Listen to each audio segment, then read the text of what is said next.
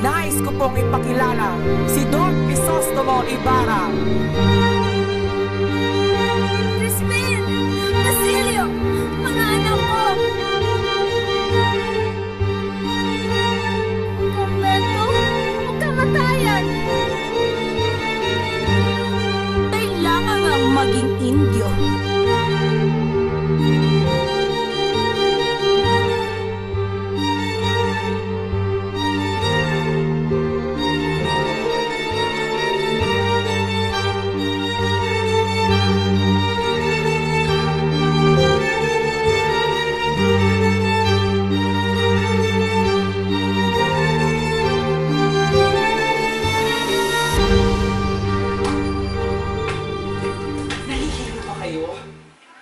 Konti lang, Padre.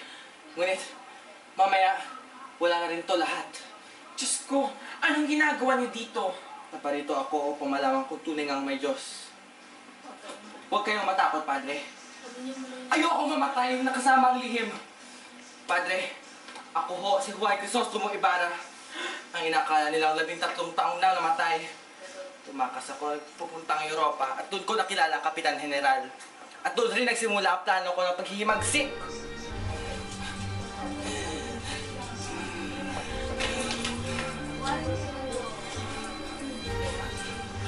Patawarin kayo ng Diyos.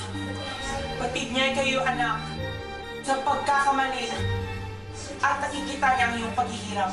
At sa pag-uubayan niya, sa kamay na rin ng inyong mga inudyukan.